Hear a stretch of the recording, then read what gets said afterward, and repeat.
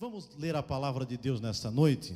Evangelho de Jesus Cristo, segundo escreveu São Lucas, capítulo 24. Aleluia! Lucas capítulo 24, nós vamos ler a partir do versículo 13. Glórias a Deus.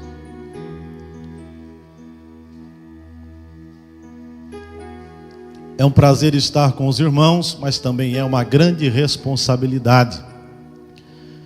Eu sei do grande elenco de pregadores que tem nesta igreja, principalmente vosso pastor, Isaac Stadler, um grande expoente da palavra, um grande mestre.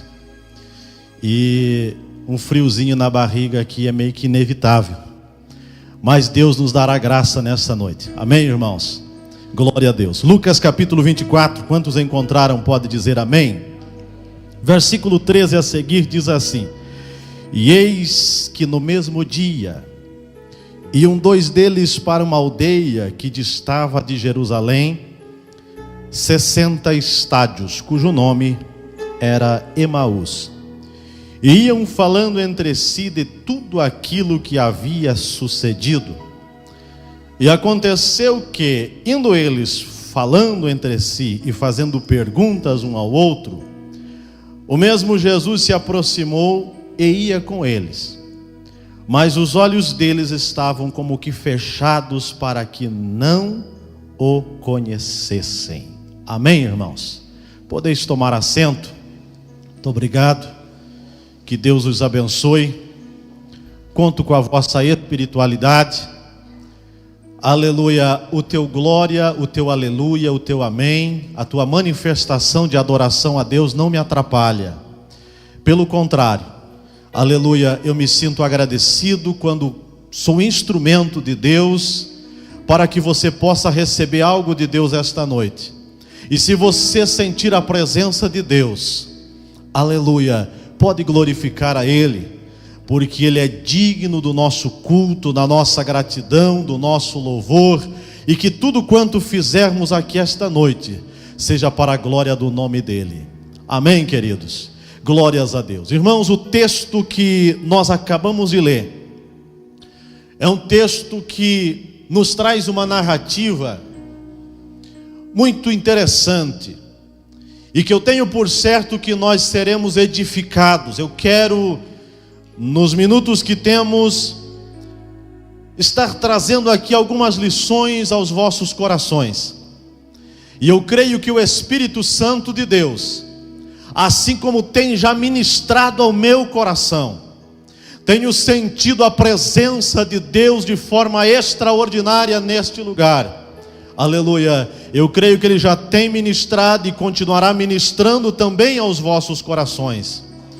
E a minha oração é que esta palavra, aleluia, possa encontrar guarida no teu coração, renovar o teu ânimo, renovar a tua aliança com Deus esta noite, e que você possa sair daqui dizendo que Jesus é bom, aleluia, e que Ele é merecedor da tua gratidão, e que a tua devoção, aleluia, ao Senhor permanecerá por todos os dias da tua vida, que nenhum empecilho fará com que você desista da tua caminhada. É para isso que venhamos à casa de Deus, para que a palavra do Senhor possa aquecer o nosso coração, possa reavivar o nosso espírito, possa reacender no nosso coração a esperança, aleluia, principalmente do arrebatamento da igreja, para que possamos permanecer fiéis nesses dias tão difíceis que nós estamos vivendo.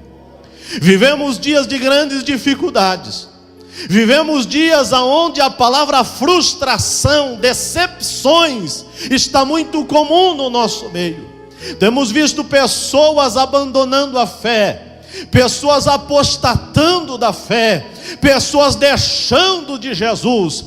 Mas nesta noite eu volto para casa agradecido, porque estou no meio de um povo, aleluia, que celebra o Senhor e diz que Ele é bom, que Ele ainda, aleluia, é Deus na sua vida. E isto é glorioso, irmãos. O nosso conceito com relação a Deus não pode nunca mudar por causa das circunstâncias.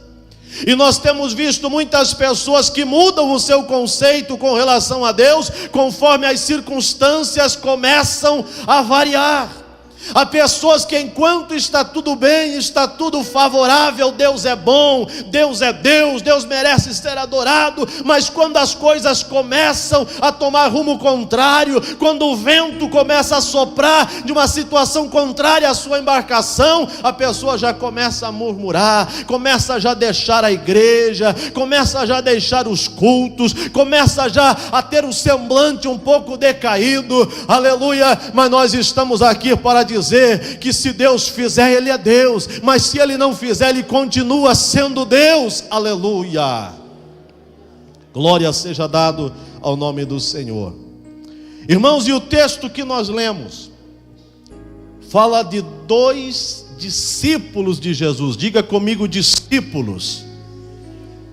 O que é ser discípulo? Discípulo é alguém que é um aprendiz, é alguém que está olhando para outrem na expectativa de aprender algo, de mudar de vida, de caminhar segundo as pisadas do seu mestre, daquele que lhe ensina. E quando nós falamos em discípulos de Jesus, é bem verdade que por onde Jesus ia, havia sempre uma multidão. Aonde Jesus estava, havia sempre uma aglomeração de pessoas. Mas a Bíblia classifica como discípulos não toda a multidão, mas discípulos são aqueles que desfrutavam de uma comunhão mais íntima com o Senhor. Discípulos eram aqueles que caminhavam com o Senhor, que estavam o tempo todo ouvindo os seus discursos, que presenciava os milagres que Jesus operava, aleluia, pelo poder do Espírito Santo de Deus. E quando nós falamos em discípulos, nós falamos em pessoas que viram os mudos falarem, que viram surdos ouvirem, que viram Jesus levantar paralíticos, aleluia. Eram pessoas que estavam dia após dia sendo moldado o seu caráter, a sua fé, o seu relacionamento com Cristo estava se afunilando cada vez mais. Eram pessoas que começavam a se parecer com Cristo, até na forma de falar, porque discípulo é isso, aleluia. Discípulo não é uma pessoa comum. E deixa eu te dizer uma coisa para você, meus queridos e amados irmãos que aqui estão nesta noite: se você é um discípulo do Senhor Jesus, você não é uma pessoa comum. Você não pensa mais como um homem comum. Você não toma atitudes mais como um homem comum, porque todo aquele que tem um verdadeiro encontro com o Senhor Jesus, ele tem a sua vida marcada, aleluia, ele tem a sua vida transformada a cada dia, e a cada dia ele começa a se parecer mais com Cristo. Aleluia, isso é discípulo. É por isso que eu digo que discípulo não são pessoas comuns, são pessoas que dia após dia estão sendo capacitadas pelo Espírito Santo de Deus para exercer um serviço em prol do reino de Deus na terra. Então, portanto, se você é um discípulo do Senhor Jesus, nunca aceite a ideia de que você é uma pessoa comum, de que você é apenas membro de banco. Nada disso. Você é uma pessoa especial. Você é uma pessoa em quem Deus está investindo em você, está treinando você para a obra gloriosa que Deus tem a realizar na terra. Aleluia. Mas é impressionante, irmãos, que os discípulos de Jesus, enquanto caminhavam com Jesus, eles o ouviam. E os discursos de Jesus era coisa gloriosa, irmãos. Eu fico imaginando, eu queria muito ter vivido esta época, ter sido contemporâneo do ministério terreno de Jesus. Porque imagine só hoje nos nossos cultos, quando nós sentimos a sua presença através da ministração da sua palavra, nós já sentimos que o céu se emenda com a terra. Agora imagine quanto era glorioso, irmãos, se assentar para ouvir o mestre dos mestres, o rei dos reis, o Senhor por excelência, ensinar. Aleluia! Mas havia um assunto que os discípulos não gostavam muito quando Jesus tocava neste assunto. Era acerca da sua morte. Mas ele falava. Era volta e meia Jesus mencionava, irmãos, acerca da sua morte, e eu percebo que era um assunto que constrangia os seus discípulos. Eles não gostavam muito que Jesus falasse sobre isso. Por quê? Porque causava um mal-estar no coração deles. Eles queriam que Jesus permanecesse com eles em corpo físico. Eles queriam que Jesus estivesse sempre com eles. Eles sabiam, conheciam as Escrituras, sabiam que Jesus estava na forma de homem, aleluia, para cumprir com o desígnio de Deus, para cumprir com o propósito do Pai. E este propósito incluía ir até a cruz do Calvário e morrer pelos nossos pecados. Mas era um assunto que eles não gostavam que Jesus tocasse. Até mesmo o apóstolo Pedro, na sua fraqueza humana, um certo dia, Satanás se aproveita da fragilidade de Pedro para que Pedro desencorajasse Jesus a ir para a cruz.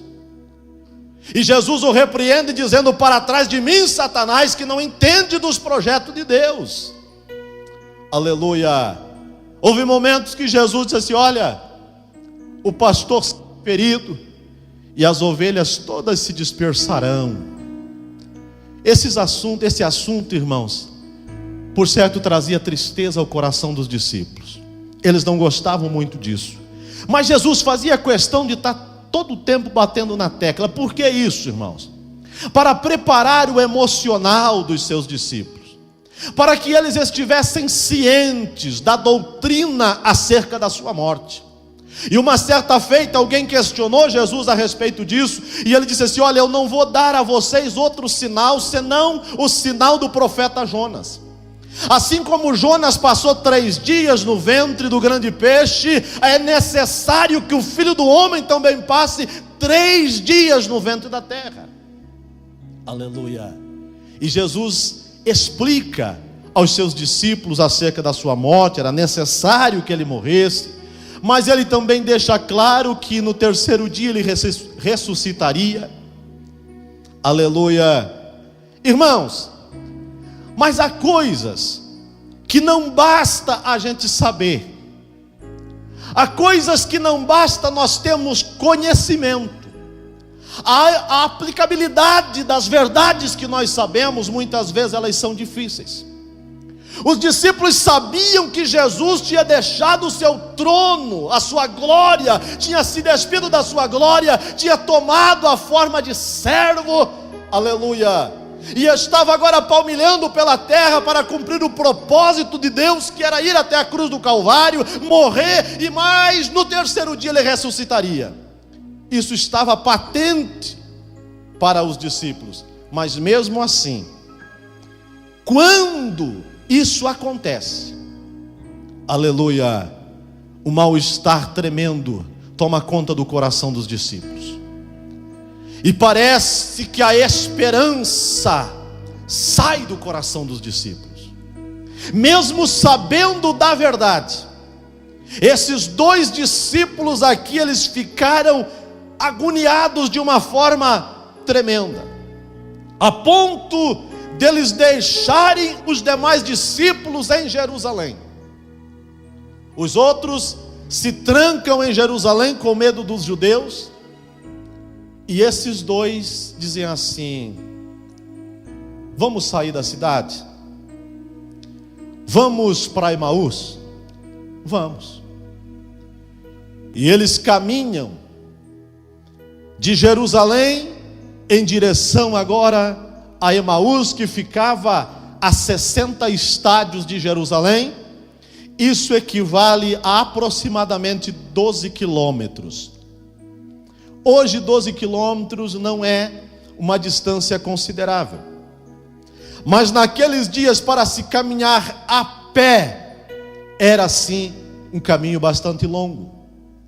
E eles vão caminhando, irmãos, em direção a Emaús, e fazendo perguntas um ao outro. Percebe-se que esses discípulos estavam decepcionados, desesperançados. Aleluia! Por quê? Porque há uma coisa que eles não queriam aceitar: era que Jesus tinha morrido. O mestre com quem eles tinham andado agora tinha sido morto na cruz do Calvário. José de Arimateia vai lá e tira o corpo de Jesus e coloca agora em um sepulcro. O sepulcro é lacrado, e agora já estava no terceiro dia da morte do Senhor Jesus, e o coração desses homens estava ferido, e eles estavam tristes, caminhando e conversando um com o outro. Irmãos, este episódio, infelizmente, irmãos, muitas vezes acontece coisas parecidas conosco. Há momentos que nós também temos assim um diagnóstico que não se pode mudar. E embora nós saibamos da verdade, a gente sabe que aquilo vai acontecer, mas a gente quer fazer com que o tempo se prolongue. A gente não quer encarar a verdade. Por quê? Porque somos falhos, somos fracos muitas vezes para encarar a realidade dos fatos, e aquela realidade machuca o nosso coração. Aleluia. Irmãos, quem sabe eu estou falando aqui com pessoas nesta noite que têm passado por duras realidades que você não gostaria de estar vivenciando, realidades que você sabia que a qualquer momento iria acontecer, mas mesmo assim, quando elas vêm à tona, o teu coração se entristece, a tua esperança parece que te abandona, a tua fé esfria. E eu vim aqui hoje, nesta noite, para falar com vocês sobre alguns efeitos maléficos que a falta de esperança pode causar no nosso coração. Alguns efeitos maléficos que a desesperança causa em nosso coração. O primeiro efeito, irmãos, ela faz com que esses homens saíssem de Jerusalém. Eles saem de Jerusalém porque lhes faltava agora esperança. Já era o terceiro dia e Jesus ainda estava no sepulcro. Irmãos, mas o que representa sair de Jerusalém? Havia alguns motivos pelos quais eles não deveriam ter saído de Jerusalém. Primeiro, porque Jesus havia prometido ressuscitar. Jesus havia prometido que no terceiro dia ressuscitaria e ia ter com eles. Aleluia. Esse já era um grande motivo para eles dizer assim: não, vamos nos unir com os demais e vamos aguardar. Jesus prometeu, e se Jesus prometeu, não há como dar errado, não há como falhar. Aleluia. Nós precisamos acreditar nesta palavra, nós precisamos tomar posse desta promessa que Jesus nos fez. Ele nos prometeu de ressuscitar. Aleluia. Ei, irmão, quem é que te prometeu alguma coisa? Ah, pastor, foi Jesus. Então não importa o que está acontecendo, não importa qual é o cenário que você está visualizando, não importa se os ventos estão soprando ao contrário, continua em Jerusalém, não perca a esperança. Aleluia. Tem muita gente deixando de Jerusalém, irmão. Por quê, pastor? Porque já passou 3 dias, irmão. Não importa se passou 3 dias, não importa se passou 1 mês, não importa se passou 1 ano, não importa que o tempo está passando. Quem prometeu é Deus, e Ele é fiel para cumprir com as suas promessas. Aleluia! E havia uma segunda razão pela qual os discípulos não deveriam ter deixado Jerusalém. Porque para quem conhece a Bíblia sabe que havia uma promessa sobre Jerusalém. O profeta Joel, no capítulo 2 e versículo 28 de Joel, ele havia feito uma promessa, ele não, Deus, através de Joel. E diz assim: há de ser que nos últimos dias derramarei eu do meu espírito sobre toda a carne, e os vossos filhos e as vossas filhas profetizarão, os vossos velhos terão sonhos e os vossos mancebos terão visões. Esta profecia, irmão, aleluia, era uma das razões pelas quais os discípulos não deveriam ter saído de Jerusalém. Aleluia. O próprio Jesus, após ressuscitar, e quando ele estava para ser assunto aos céus, ele novamente reacendeu esta esperança desta profecia que se cumpriria, e ele diz aos seus discípulos: ficai em Jerusalém, até que do alto sejais revestidos de poder, e ser-me-eis minhas testemunhas, aleluia, em Judeia, Samaria, aleluia, até os confins da terra. Mas eles, no momento da desesperança, eles esqueceram de tudo isso. E eles agora estão caminhando, irmãos, em direção a Emaús. Sabe o que é que me preocupa, irmãos? Que quando a desesperança não é tratada, quando a desesperança vai tomando conta do nosso coração, nós vamos nos distanciando de Jerusalém. E quando nós vamos nos distanciando, na medida que nós nos distanciamos de Jerusalém, nós nos distanciamos também das promessas que Deus tem feito para as nossas vidas. Porque, irmãos, algumas pessoas que gostam muito de pregar que as mensagens de Deus, as promessas de Deus são incondicionais. Isso não é verdade, irmão. As promessas de Deus são todas condicionadas. Condicionadas à obediência, condicionadas à permanência. Se você, irmão, perde a esperança e abandona Jerusalém, por certo você não pode cobrar mais Deus por nenhuma promessa, porque as promessas são para aqueles que permanecem. As promessas são para aqueles que dizem: Senhor, nós continuamos aqui no lugar aonde o Senhor ordenou que nós ficássemos, e nós estamos aguardando em Ti aquilo que o Senhor nos prometeu, porque cremos que Tu és fiel e que o Senhor vai cumprir. Aleluia, louvado seja o nome do Senhor. Irmão, mas o segundo efeito maléfico da desesperança é a perca da sensibilidade. Quando o crente perde, irmãos, a sensibilidade espiritual, é uma coisa trágica. Os discípulos, eles estavam caminhando em direção a Emaús, e a Bíblia diz que eles iam conversando um com o outro, eles iam se questionando.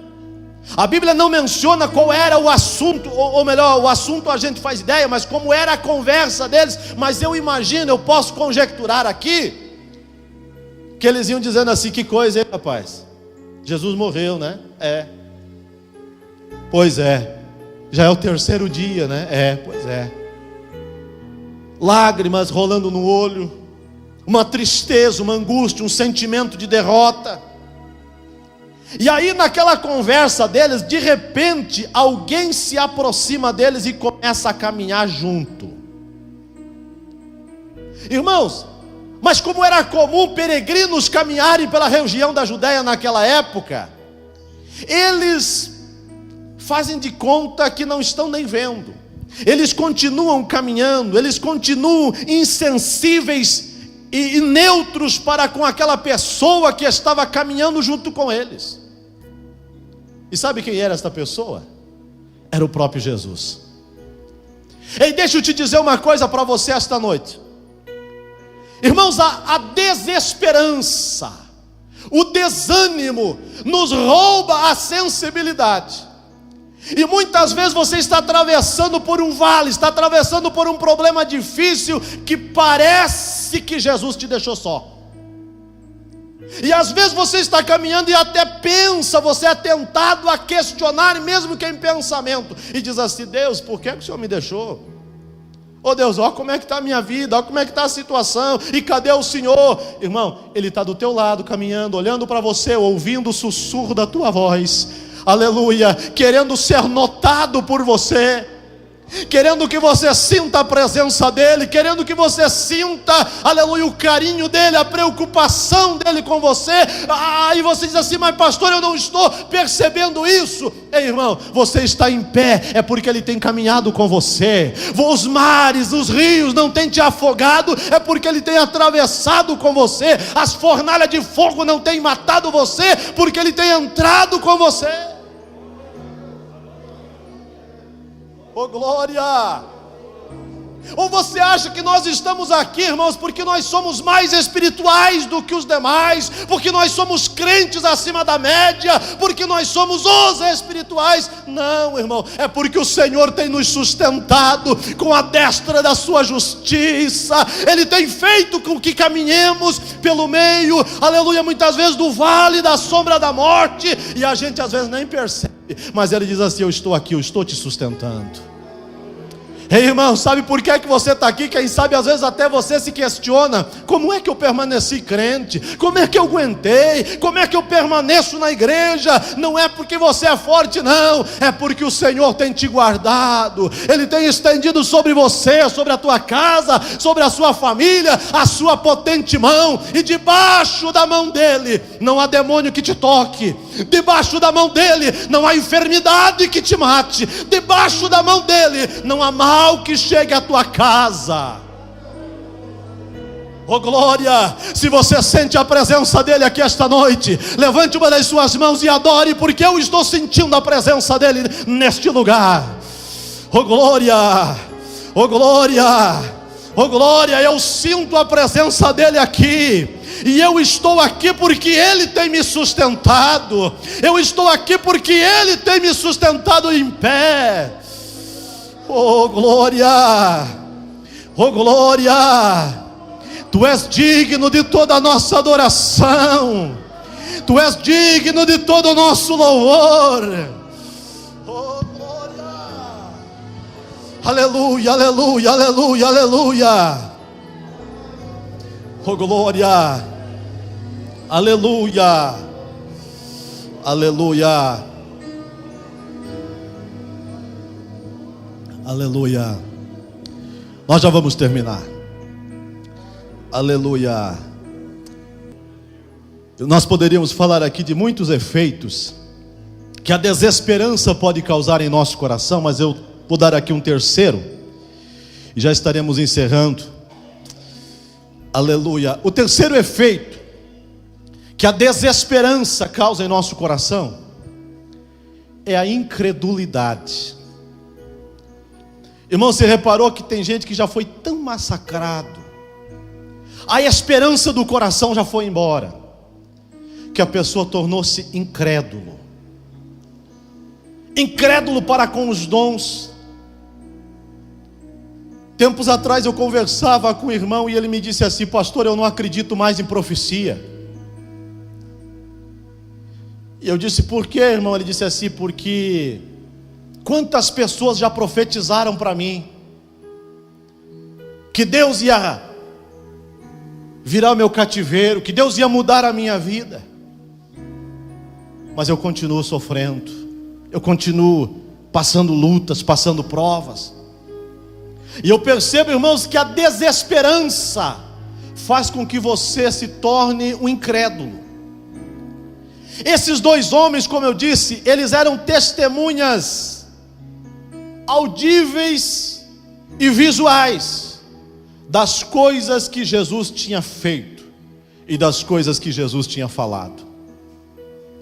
Esses homens, irmãos, eles tinham na sua mente, no seu coração, os ensinos do Mestre. Eles sabiam que Jesus precisava morrer na cruz do Calvário para cumprir com a justiça de Deus, para levar sobre si as nossas enfermidades, as nossas iniquidades, e para que através das suas pisaduras nós fôssemos sarados. Eles sabiam que havia uma promessa de que Jesus ressuscitaria. Mas é impressionante, irmão,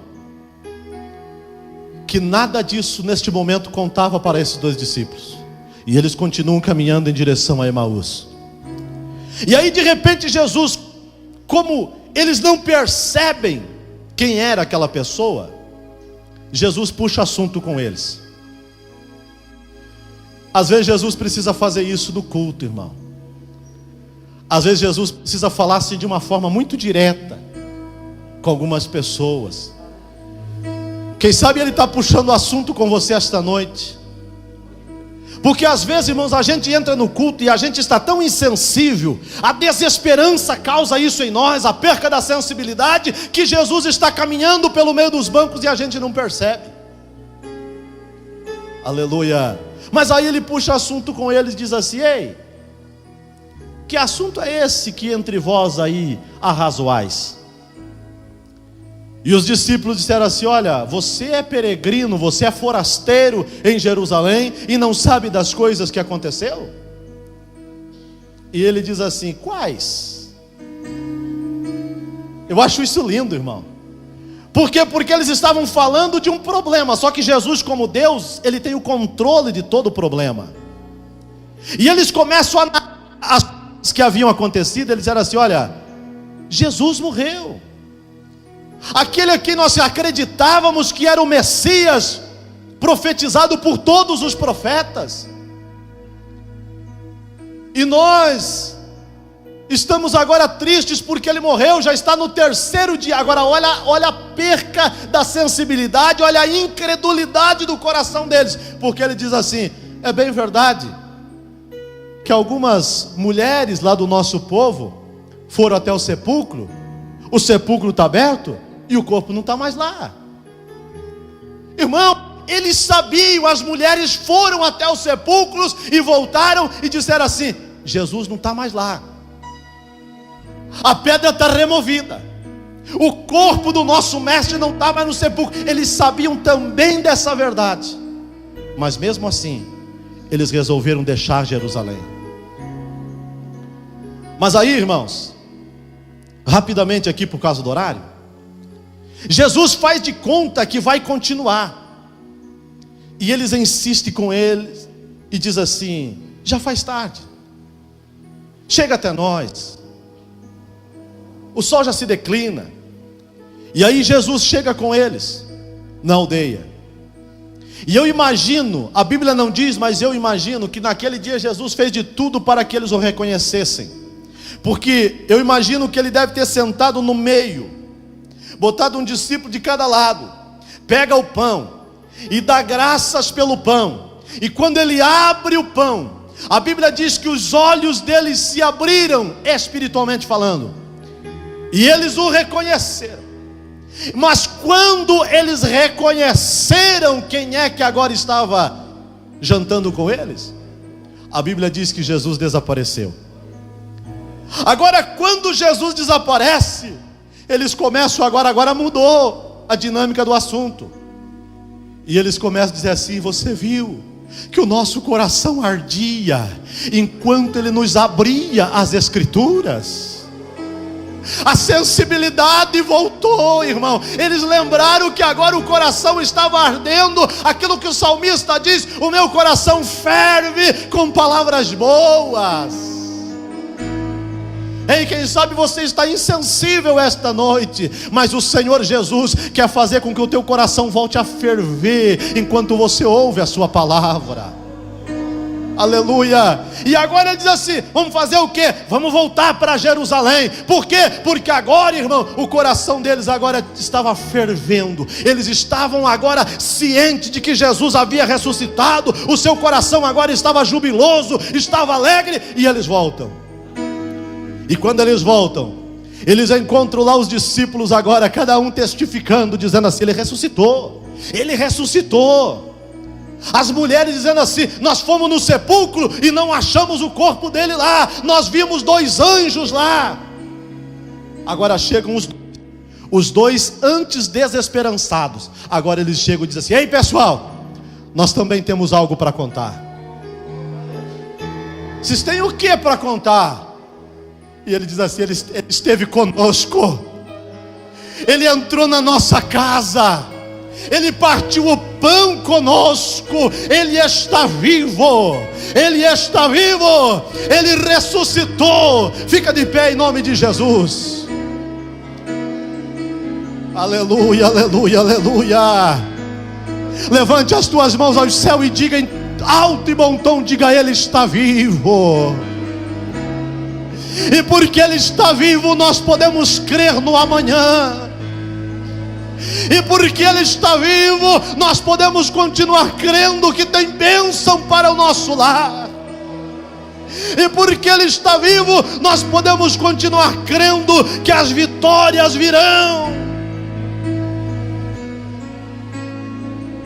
Aleluia, aleluia. Ele está vivo, ele está vivo. E ele está aqui nesta noite, ele se faz presente aqui nesta noite. Quem sabe você chegou a este lugar com efeitos da desesperança,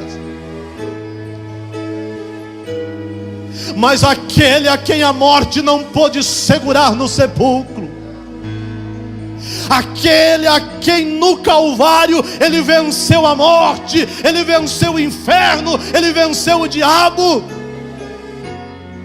aquele a quem expôs ao vitupério os espíritos em prisão, ele está aqui no nosso meio nesta noite. E eu sinto a glória, a presença dele neste lugar.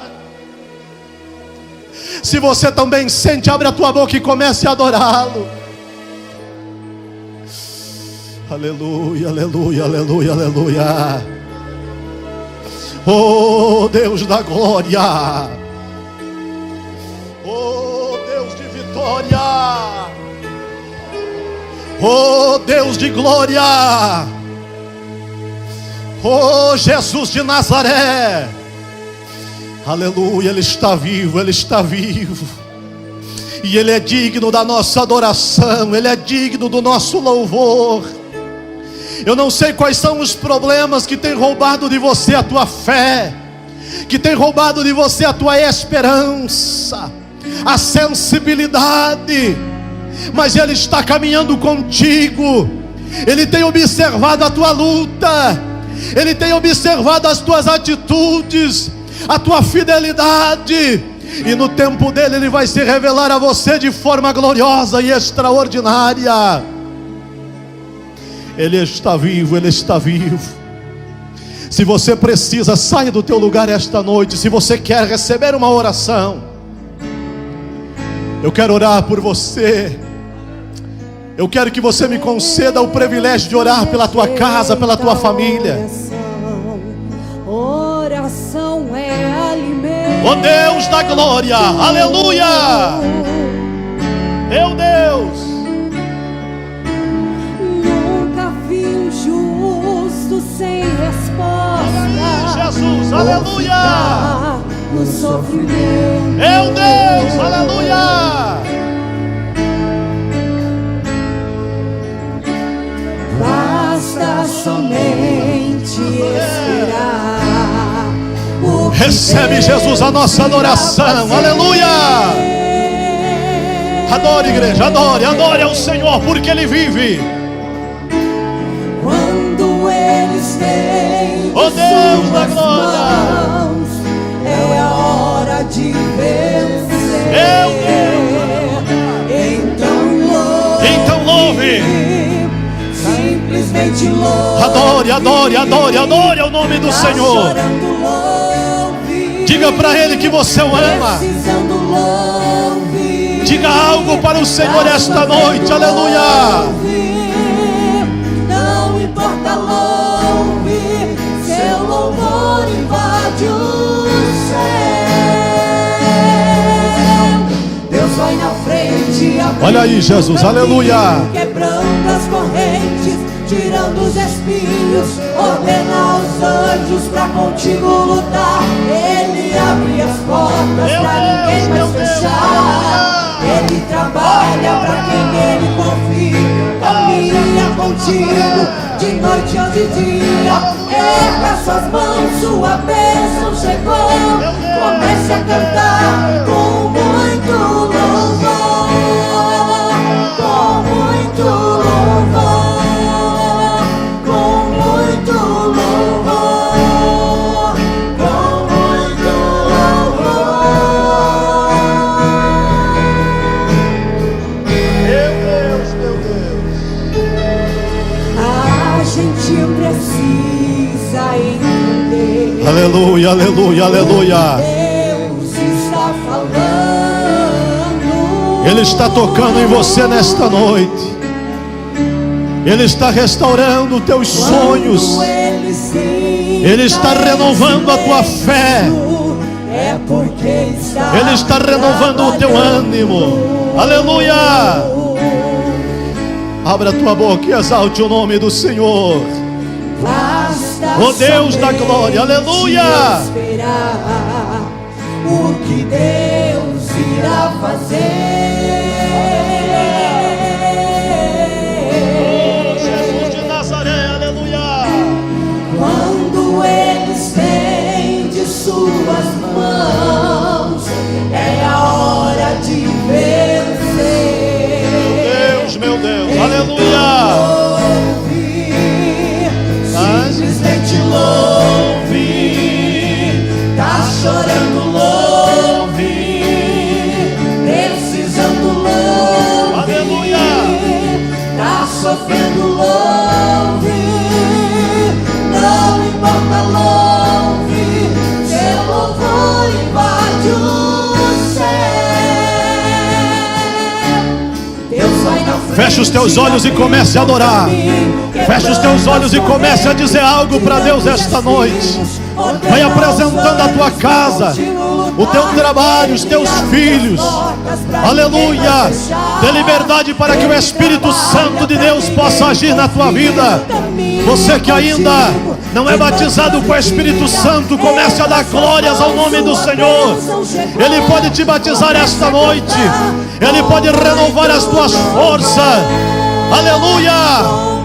Oh Deus da glória, Tu és o dono desta casa, Jesus. Tu és o dono desta obra, Senhor. Nos sustenta, Deus, com as Tuas mãos. Oh Deus da glória, oh Deus da glória, Deus cujos olhos são como chama de fogo. Aleluia. Eu sei, ó Deus, que o Senhor contempla cada crente aqui esta noite. Toca agora, Senhor, ó Deus eterno, em nome de Jesus Cristo, Teu Filho. Toca agora, meu Deus, em cada vida que aqui está, Senhor. Renova, Jesus querido, o ânimo do Teu povo. Renova, Senhor da glória, a força, meu Deus, da Tua igreja. Ó Deus de misericórdia, Deus grande, recebe, Senhor Deus, a nossa adoração, recebe o nosso louvor, recebe, Pai, a gratidão do Teu povo. Abençoa, Senhor da glória, todos quantos aqui estão. Que a Tua glória, Senhor, continue sendo derramada sobre este lugar. Que este seja sempre o lugar de renovo, o lugar, ó Deus, aonde o Senhor fala aos nossos corações. Continua tratando, Senhor Deus, do nosso coração e da nossa alma. É o meu pedido, Senhor, e a minha oração, em nome de Jesus. Em nome de Jesus. Amém.